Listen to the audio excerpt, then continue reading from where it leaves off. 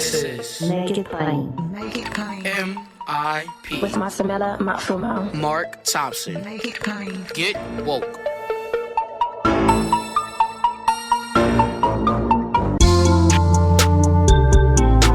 God bless you. Get woke. Folks, MIP is now COVID-free, meaning free to all subscribers as we navigate this pandemic. We're thinking about everyone, and we've got to get through this together. So for a limited time, no fee to subscribe to Make It Plain on your favorite podcast app.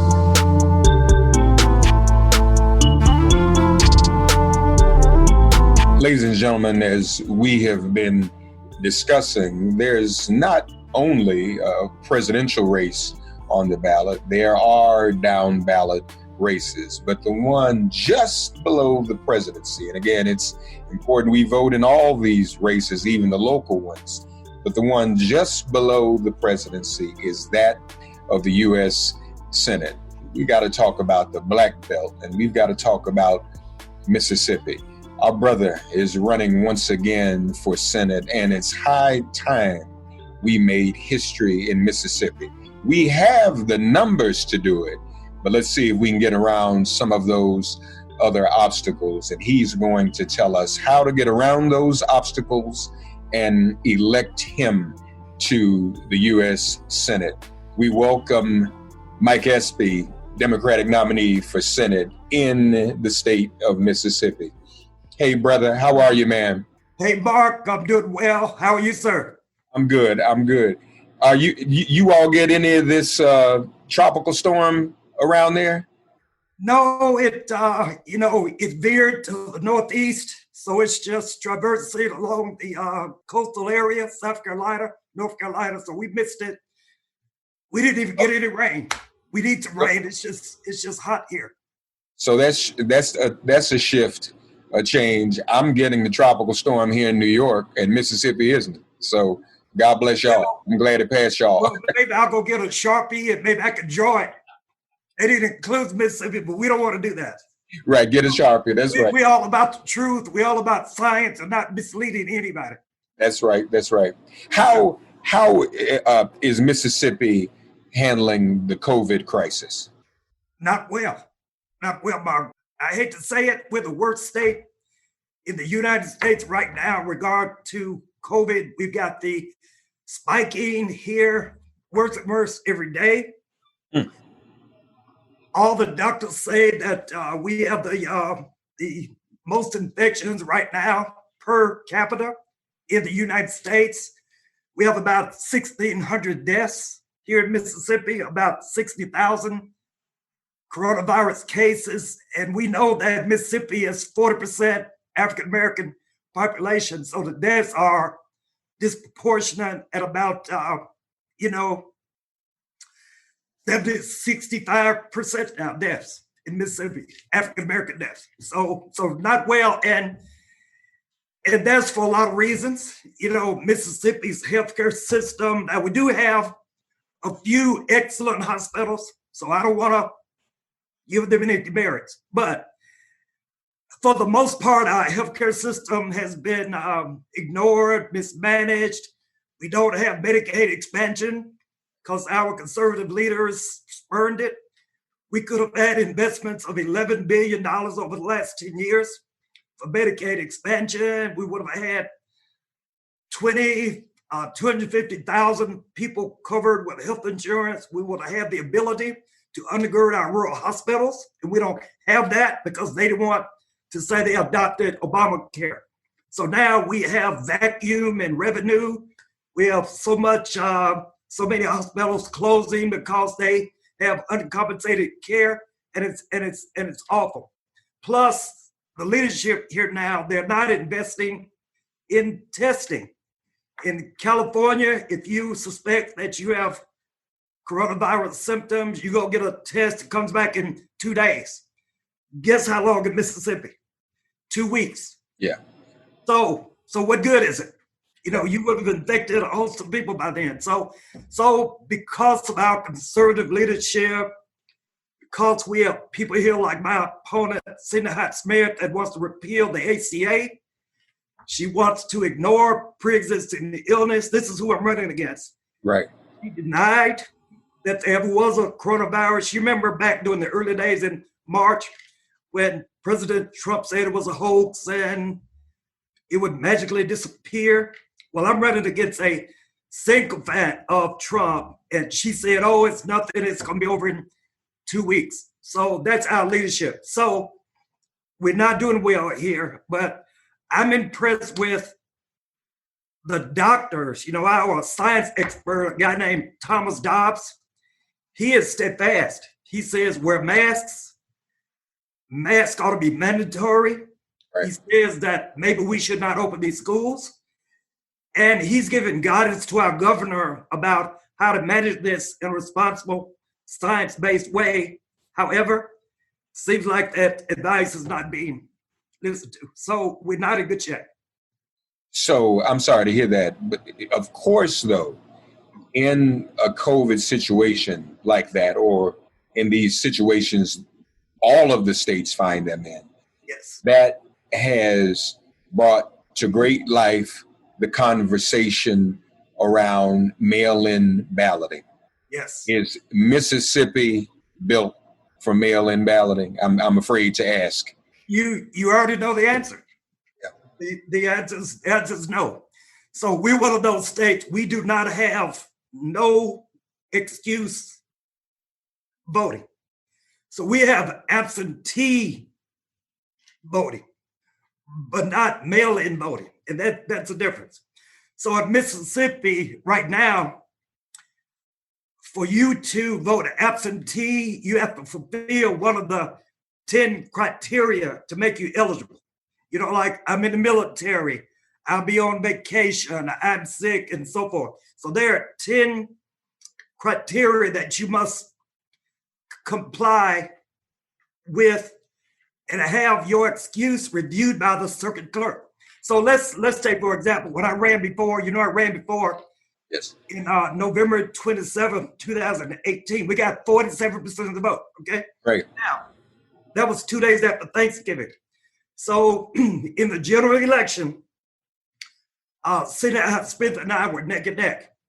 So 3 weeks later, there was a runoff between the two of us. It took the circuit clerks of Mississippi 2.5 weeks to print a ballot with 2 names on it. So then in Mississippi, if you want to vote, you have to send an application to the county circuit clerk, and that application has to be notarized by a notary public. So think about a rural person, maybe without transportation. They have to go and get write for the application, say, I want to vote absentee. Then they got to go and get somebody to notarize it. Then they got to mail it to the circuit clerk. Circuit clerk has to look at it and certify whether the reason you're giving is one that qualifies under the statute. And then they mail you the ballot. It's got 2 names on it. Then when you get the ballot in the mail, you got to mark it, send it back, notarized, right? And so then there were thousands. They talk about Stacey Abrams, she won. Yeah. There were thousands of ballots coming back to the circuit clerk's office for Mike Espy that were not counted because in Mississippi, that absentee ballot has to make it physically the day before the election. So that was the 26th of November. All those ballots had to be in the 26th of November instead of the 27th. So they were not counted. So you understand? Yeah. So all of that effort to qualify for absentee balloting, arduous and onerous, and I think discriminatory, if you will. Still, there were people voted for SP. We got 47% of the vote. Now, the legislature did make some changes recently. Okay. So now there are 11 reasons. So the 11th one is that I have COVID or I have symptoms of COVID. Okay. It's got to be certified by a doctor. So yes, sir. Now, so that's at least one thing. And then the other thing is that your ballot now can be postmarked the day of the election. So November 3rd, if you want to vote absentee Mississippi and you have COVID, I think you do, instead of rushing to get your ballot notarized to get it in the day before, you can get it in the day of, 5 days later. Okay. Well, that's something, but that's all they did. That's all they did. In that case, then we are probably looking at how to get people to the polls then on Early. November 3rd. I mean, there's really no way around it. We have early direct voting. So it starts September 30th. So people can physically go in to the circuit clerk's office personally and vote and mark their ballot. Then they're held and counted November 3rd. So that's what we're banking on. So you know, Mississippi, we have the largest number of registered voters, African American per capita, of any state in the nation, right? But there are income issues, transportation issues, all of that. So the goal of our campaign is to build the largest, widest, deepest, most robust get out the vote system in Mississippi's history. We have to do that because, Mark, I'll get 99% of the black vote. I did in '86 when I was the first black congressman from Mississippi. I got it 18 months ago when I ran for the Senate in the same seat, and I'm gonna get it this time. So if the black voters get to the polls, they'll vote for me. It's just a matter of getting there or being infrequent. You know, we've identified 100,000 black voters. They've not voted for anyone since Obama 2008 in Mississippi. So they didn't vote for Hillary Clinton. They didn't vote for me 18 months ago. And it's a matter of education, information. It's a matter of not feeling connected to the election. You know, why should I vote when there's no material benefit for me that I can see? You know, so it's our job for a campaign to connect this remarkable opportunity with a material impact in their life. You know, here's how you get a job. Here's how you get to a GED. Here's how you get more job training. Here's how you get Medicaid expansion. Here's how you make more money. Here's how you can apply for a house. You know, there's so many that just don't believe that voting period means anything for them because they've seen no benefit. So it's our job as a campaign to make sure that in this COVID environment, I believe in the $600 increase for unemployment. I believe in expanding food stamps. I believe in science. I believe in money for schools and hospitals. I believe in going to the Mississippi Delta and connecting them to jobs. So it's our job to say, okay, we got this opportunity. Mike Espy can win. I got 47% of the vote 18 months ago. I got 99% of the vote. I would have won if you had come out. Okay, why didn't you come out? So that's our job. What? So you said 100,000. I'm just doing a little math in my head, Mike. What was the numeric difference between you and Cindy Hyde-Smith? Was it 100,000 or less? So the numeric difference between me getting the 50% plus one was 36,000 votes. Oh. Yes. If I got 36,000 votes more, it would have been 47 and 3 plus 1 is Mike Espy in the Senate. And there are 100,000 who have not voted. Infrequent voters since 2008. So if half of them, of that 100,000, and you could get them solid and out to vote, yes, that could do it. I mean, we don't want to minimize it. We'd like to get the whole 100, but I'm just looking at the math. Let's talk about the whole dynamic. Okay, you know, Mississippi is 60-40, 60% white, 40% African American. All right, now, so I can't win with black votes alone, nor should I. All right, right. So I'm a Democrat. So what we have to do, we've looked at these numbers upside down, inside out. Look, man, I know what the numbers say. So if we're able just to increase black voter turnout by 3%, to go from 32.5% of turnout to 35, that's 2/3 of what I need to win. Mm. The other 1/3 would be white voters. Now, Mississippi is a red state.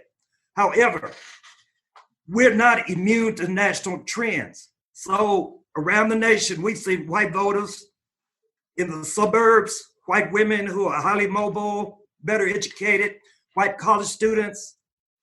They're here in Mississippi as well. And we know that because in Trump 2016, Mike Espy's race in 2018 flipped 4 counties. I flipped 4, Mississippi is 82 counties. Right. I flipped 4 from Trump 16 to Espy 18. We've seen that. And then we had a governor's race last year, 2019. We had a Democrat at the top of the ticket. He flipped 2 more. So we've got 6 counties in Mississippi. We believe that we can flip an Espy here in about 90 days. That's number one. Number two, I've done polling in these areas. So in the suburbs of Memphis, they just elected the black woman to the state legislature. She tried 3 times before. Right. Be a state. She won. She won by 14 votes. In the suburbs of Jackson, Mississippi, we had a white legislator named Shonda Yates. She won by about 2,000 votes as a Democrat. She unseated a Republican who had been there for 30 years. So the white kids that go to the Black Lives Matter March in Mississippi in June, they are in the college towns, Ole Miss and Mississippi State and USM. So they're all coming with me. The white women in DeSoto County, Memphis suburb, Jackson suburb, the Gulf Coast, which is more connected to New Orleans than it is Mississippi. So they all believe in new leadership. They want to turn the page. They're the ones that got our legislature to take down the Confederate flag, right? Yeah. Don't you think it's curious that a flag that had been there 163 years came down in 2 weeks? That's right. That's because the legislators, we have a supermajority Republican legislature. So they knew that their constituents wanted to change. Enough of them wanted to change. So they're tired of Confederate sending. Mark, I'm ready to get someone, and you know her, in the last cycle, she said, I'll be at the front row of a public hanging. She said, well, maybe we ought to suppress the votes at the other universities. She's talking about Jackson State, Alcorn. We know that. That's cold. But in 2014, 6 years ago, she went to the Jefferson Davis Museum in Biloxi. All right, no problem with going to a museum. I'm not sure I would go, but I'm not a begrudger for going. But she tried on a rebel hat. She tried on the rebel waistcoat, and she held up a rebel gun, Confederate era gun. And then on the way out, you have to write notes on your way out. Right. And this was the best of Mississippi's history. That's what she said. So that is going viral. If you go to my website, spforsenate.com, you will see this picture. Now, this is not 1914 or 1814. It's 2014. Yeah. This is so the people here, Mark, what I want to tell you is that, yes, the task in this election in 90 days is getting the black vote out. So we have enough numbers here now to easily get 3%. Obama got 39%. Mike Espy got 32%. I need to get 35%, okay? 3 more percent. And they're here to do this. That's a matter of revenue. We need the buses. We need the door knockers with PPE. We need the ability to digital peer-to-peer text. We got to do all of that to bring them out. We've got to get all the Black Lives Matter movement young folks to encourage their peers to vote. So I believe that we're able to do this. Now, all we need now is 4% more white vote. So 18 months ago, I got 18% of the white vote, 18. No one had ever done that before. We got more votes than John Stennis in 1980. since John Stennis. Wow. We got more votes as a Democrat than anybody since John Stennis. So we need 4% more. And they're in the suburbs. They're in the Gulf Coast. And they've already made their wishes known by asking the legislature to take down that flag. They're rallying now to our campaign, and I know that they're here. So I'm not that worried that we don't have them, right? We have the numbers are here for me to win in 90 days. But everyone overlooks Mississippi because it's Mississippi. You know, they call us that we're not a battleground state. Well, we are a battleground state because we have the numbers to win. Yeah. But because it's Mississippi and it's a red state, they don't recognize that we have purple enclaves and blue counties. And we don't have to win half of them. All I need is 4% more white vote.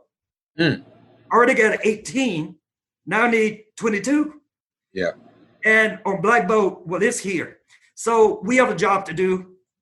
And I'm doing my best to talk about Medicaid expansion and rural hospitals and taking down the flag.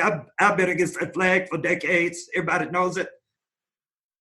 I tell people, yes, I'm a Democrat, but you know, I'm Mississippi first. Chuck Schumer may not necessarily see my vote as guaranteed. I'll be an independent voter for Mississippi's interest. And now I think I'm beginning to break through because we've seen a lot of movement. It looks like now about 5% down in the polls against her. Good. So, plus, she hadn't been doing anything. She had no town meetings. She's not saying much except whatever Trump, she just repeats what he says. She's not saying anything on her own. So folks realize that she's not an effective leader. In fact, there was a study at Vanderbilt University. It named Sidney Hyde Smith as the most ineffective legislator in the Senate. Now, it didn't say Republican or Democrat, the worst one. I'm running against the worst senator there now. Somebody that wants to keep these statues up. Someone that glorifies Confederate icons and symbols. Someone that wants to gut the ACA. Someone that's against pre-existing illness. And that's against the vested interests of white rural Mississippians. Why would you want your rural hospital to close? That's the core economic linchpin in your county. Why? Yeah. So what I'm going to them, I said, look, after Medicaid expansion, right. Okay, it's called Obamacare, okay. I don't care what it's called. The thing is, why don't you want it? Because when you go to the ER, you might surprise yourself that ER you need is closed. All right? Why would you want a hospital that has uncompensated care that where the dollars could have come 90% from the federal government that you don't want, plus California and Massachusetts and all these blue states that you condemn, they have Medicaid expansion that you're paying for from your tax dollars. Yeah. So why don't you want it for yourself? Why do you want to cut your nose off to spite your face? So I'm out there. We've had 40 Zoom meetings in the last 2 months. And a lot of them are white voters. So what I'm telling you is this: the numbers are here. Yeah. We don't have to admit another black person. We don't have to register another black person. We know where they are. We know where they live. We have to get them out. And I need revenue to do that. And then as far as white persuasion, a stalwart Trump voter, not one of them has to vote for me. I wish they would, but I'm not disabusing myself that they will. We don't need them. All we need are leaning white voters, white independents, and white Democrats. There's enough of them to like me. And I would even dare say, Mike, obviously there's a shift with this reckoning of Black Lives Matter. I mean, white folk that you and I know who have even been liberal were changed when they saw Ahmaud Arbery and George Floyd. and you were we were a captive audience at home because of the pandemic. Yes. I mean, that really affected even white people. But you know what else I bet, Mike? I wouldn't be surprised if there aren't a handful, at least, of white folk in Mississippi, seniors, Yes. who were not feeling this argument that they should sacrifice their lives for the good of the economy, as Yes. Trump and Fox were saying. I don't think every senior white person in Mississippi is going along with that. I'm going to be honest with you. When he said it's going to magically disappear, it's going to be over by Easter or Right. Democratic hoax, all you had to do was wait 3 weeks to see things spike. And so even they're saying, wait now. Why wasn't there some kind of a national coordinated effort to do something? And that's why these white voters, they are looking out for new leadership, you know, and now there's a strong sense that the president's not going to make it. Yeah. So Joe Biden did. So if it's a Democratic House of Representatives and a Democrat in the White House, then why would you want at least one senator to be a Democrat? Right. So if she's ineffective now, and Mitch McConnell is minority leader, then how much more ineffective would she be to have nothing to hang to? So they know it. They know it. So we got 2 senators. Roger Wicker's already there. He's got 4 more years. So put me there, and I'll be a partner with Roger Wicker. Yeah. You mentioned some people forget about Mississippi. Yes. Is that true with the DSCC, or are they working with you and giving you all the resources you need? Can I be diplomatic? Okay. I know that's you, Mike. You're going to be diplomatic. So you don't have to be as diplomatic as I have to be. The thing is this. So I have been endorsed out of the DSCC. I have been endorsed early. I speak with Senator Schumer quite often, and he encouraged me to run again.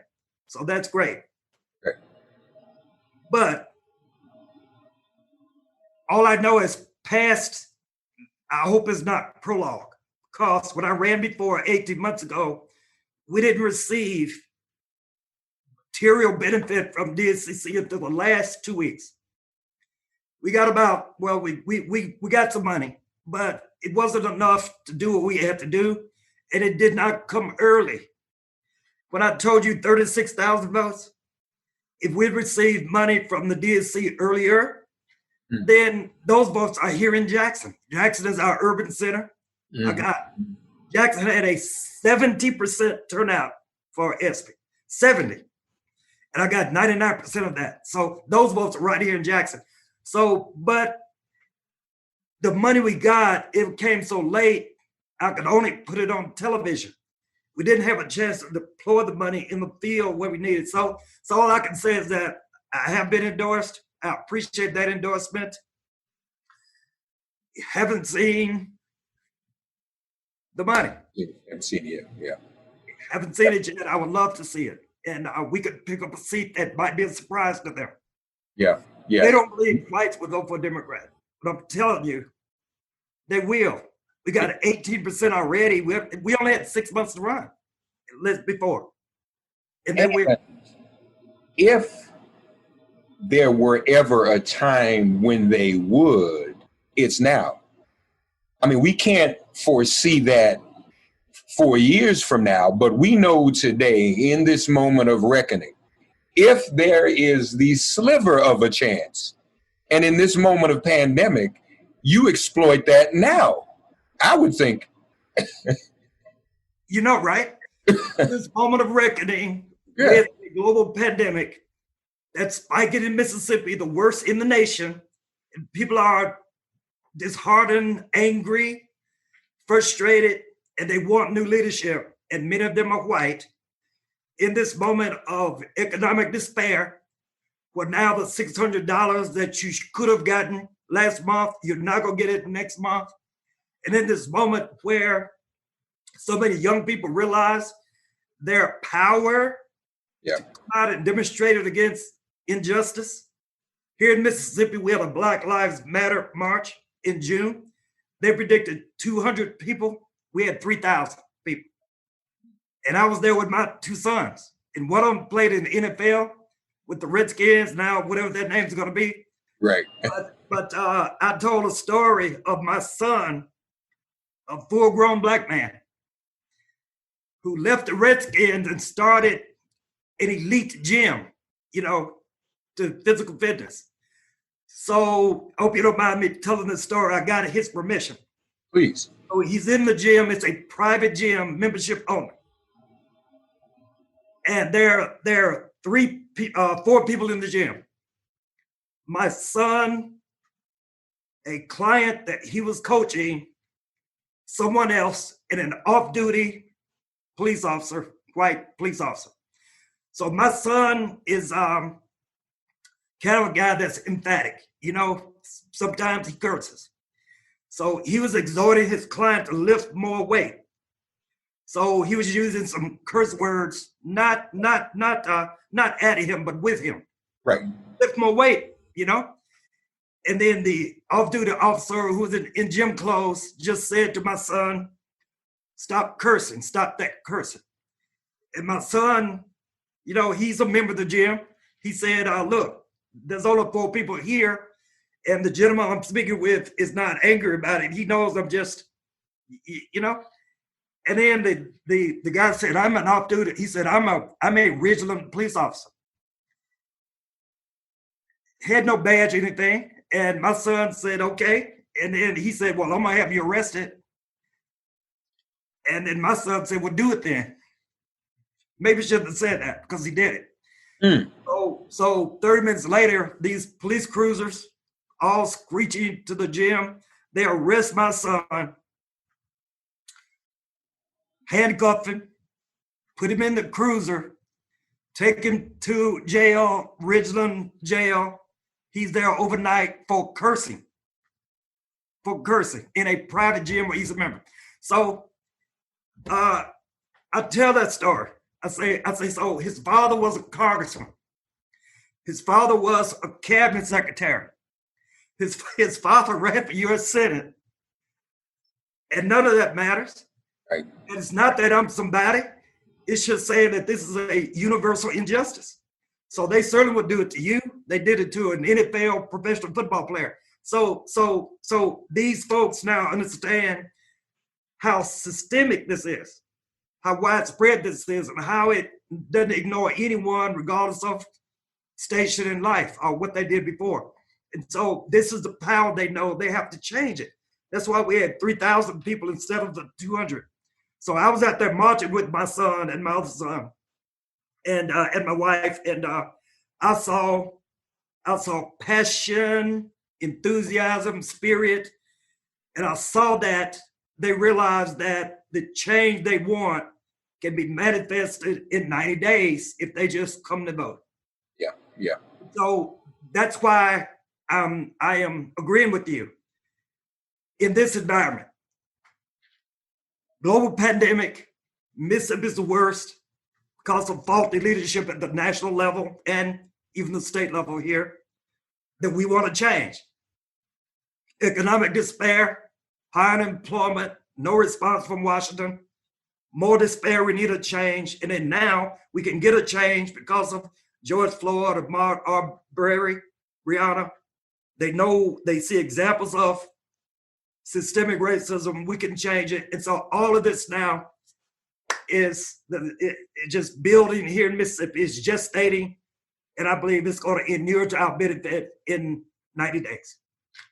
Before we go, you have outraised her somewhat, right? Yes, about 3 times. Okay. So we've only had 2 quarters in this cycle. In the first quarter, we were outraising her, and then I think we filed too early, and she saw what we raised. So she called Mitch McConnell and said, "Look, I got to beat Espy." So in the first quarter, she raised like $30,000 more than us. This time we got smart. We didn't file early. We filed after she did. And we raised 3 times more money than she raised, 3 times more money, because she's ineffective. She's toxic. All those national companies, Walmart and these major insurance companies that would normally give to a Republican, they aren't giving to her because they said her beliefs, the core beliefs of their company do not track her core beliefs as a senator. And that's because of the Confederate garb that she's wearing and happy to wear. That's because of the intemperate remarks from 18 months ago about hanging and all of that. So they're not giving to her. And because she's ineffective, and I like to think because they see me as maybe the candidate, moderate Democrat, independent Democrat, someone who can help lead this state into the 3rd decade of the 21st century. Yeah. Somebody that can tell Walmart and Amazon and those companies, come on down, we're changing, our flag is going, we're more welcoming. We know the state has a history in the past that was pretty bad, but we're going to work together to solve it. And I want to be part of the team. And they know you're actually going to go to work every day. Absolutely. I mean, these Republicans are really about undermining the function of government. So it's not like any real work is being done. You're actually going to go to work 9 to 5 and beyond and overtime and actually do something. Can I tell you something? Yeah, please. I was elected in 1986. Right. To the Mississippi Delta, that congressional district, which was not majority Black. Everyone think it is now, but it wasn't then. And I was 29 years old when I won. So I got to Washington. I was elected with John Lewis. That's right. I was in that 100th class, 100th Congress. It was Coasim Fume, Floyd Flake, John Lewis, and myself. 4 Black men. And I didn't know that a freshman should be seen and not heard, you know. So I wrote a bill to lift up the Mississippi Delta, income, education, healthcare. I wrote a bill called the Lower Mississippi Delta Development Act. Yeah. At that time, thank God, the chairman of the Appropriations Committee was Jamie Whitten from Mississippi. So when I wrote that bill, and John Lewis helped me to write it, because John was elected from Atlanta, but he had rural roots. He knows about injustice and poverty. Right. So John helped me to write it. So we wrote the bill. I went to the Senate. I got Dale Bumpers from Arkansas to go sponsor it. Ronald Reagan signed it into law. Yeah. It was codified into law and was funded. So we did that in the first 6 months of my freshman, and I was 29. Now I'm 66, right? So I think I'm wiser. I think I'm more alert. I think I know what to do. And Lord knows, they talk about Stennis and Eastland and Lott and Cochran and these other venerable senators, Mississippi. Mark, when I get there, I'm gonna be the best senator that Mississippi has ever had. Yes, sir. I know you will. I know you will. You on the air, Mike?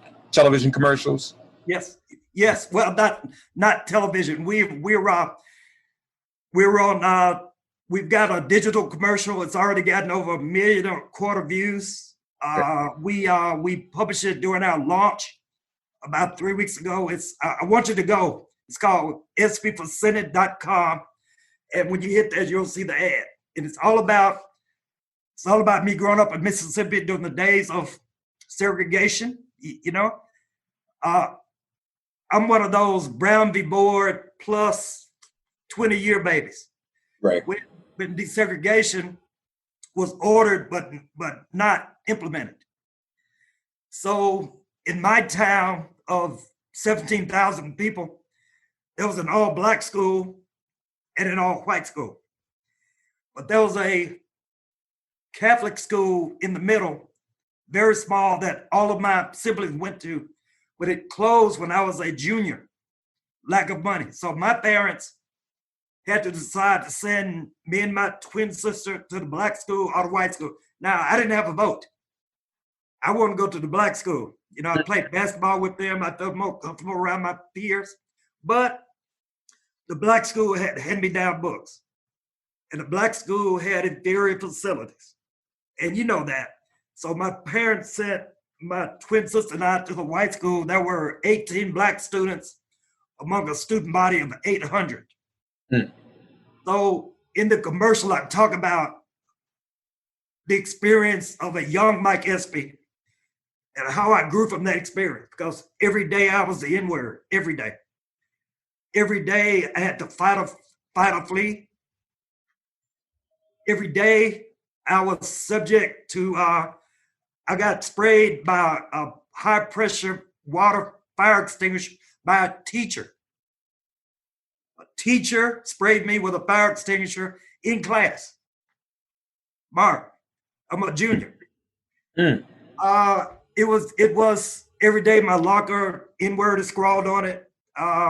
Coming from the coming from the Catholic school, I was a first chair violinist. When I got to try out the orchestra in the white school, I couldn't read music. All of that, all of the differences that you wouldn't be surprised at happened to me, and I'm 15 years old. So I just wanted to leave Mississippi, and then when the schools merged, the black school came over. It merged with a white school the next year when I was a senior. I was then the senior class president with a black one. They had a white one and a black one. I was the black one. But none of the black teachers came over from the black school. So you had all white teachers, so I led a walkout. Right. And I was the leader of the walkout in favor of bringing over the black teachers. The superintendent of the county docked my GPA 2 points for every day we were out. And we were out 3 days. So on a 4.0 scale, I got docked 6 points. As a senior in an accelerated high school program, hoping to go to college. So I had to write essays to get into college. And thank God Howard University existed. Howard University understood what Mississippi was like, and they understood, and they said, come on, Mike. And so my twin sister and I both went to Howard. So I'm just telling you, in that commercial, I speak about all of that. Yeah. And it's gone viral. Yeah. Well, Mike, thank you for sharing that story and for also letting our listeners know and the nation know just how close at hand this is. And if we put a little more into it, and just let me just say in closing, you mentioned John Lewis. John is mostly talked about now in the context of Selma, but people need to understand that before Selma, there was Mississippi, and there were those freedom rides. I had Bernard Lafayette on the show with me last week. And so when we talk about defending the legacy of John Lewis, that absolutely includes Mississippi. Yes. He was beaten there. So, folks, if you want to continue that legacy and honor his memory, then I need you to send some money right now to Mike Espy. And I'm telling you, man, if it weren't for this pandemic and maybe something open up, I mean, if we could get people down there like Mississippi Freedom Summer to help get people out, I don't know if there's a way we could do that under the circumstances. We'll talk about that offline. Yes. But in the meantime, folks, give Mike Espy some money. He's laid out these numbers for us. Another one of your homeboys, I was raised in D.C. politics. Yes. And Marion taught all us young guys how to count, Mike. That's why I asked you that. Yeah. Marion, no matter what you say about Marion, he could count. Yes. So when you do those numbers, that was true to his heart and form. So, folks, if we talk about these percentage points, these are not great big numbers. At this moment, if we ever had a chance to make a move in Mississippi, it is now. Strike while the iron is hot. Yes. We invite all of you to go to espyforsenate.com. Please, folks, espyforsenate.com. Former secretary, former congressman, it's an honor to speak with you. This won't be the last time. And anything we can do online or offline to help me, this would be such a major victory for our soul, for our self-esteem, for the whole country and the state of Mississippi. It would just feel good for that to happen, and to get behind that cotton curtain and make it happen. Yes, So, brother, we with you, man. Thank you. Thank you so much. I appreciate the interview, and be blessed. Yes, sir. Thank you, Mike. Thank you. Bye-bye. God, you are our refuge. Send our ancestors to guard our doors. Cast out this virus from our communities and our bodies. Heal, bless, and protect everyone listening and their loved ones. Thank you for listening to Make It Plain and Get Woke. Remember to listen, like, and subscribe on Apple Podcasts, Spotify, and wherever you get your podcasts. If all minds are clear, it has been made plain.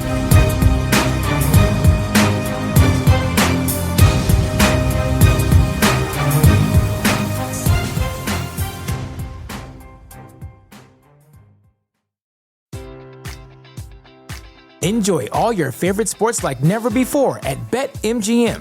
Sign up using code Hawkeye and receive up to $1,500 back in bonus bets if you don't win your first bet. When you register with BetMGM, you'll get instant access to a variety of parlay selection features, live betting options, player props, and the best daily promotions in the business. And with BetMGM at your fingertips, every play and every game matters more than ever. Place your money line, prop, and parlay bets with the king of sportsbooks today. BetMGM and GameSense remind you to play responsibly and offer resources to help you make appropriate choices. BetMGM.com for T's and C's. 21 plus to wager. Iowa only. New customer offer. All promotions are subject to qualification and eligibility requirements. Rewards issued as non-withdrawable bonus bets. Bonus bets expire 7 days from issuance. Please gamble responsibly. Gambling problem? Call 1-800-BETS-OFF.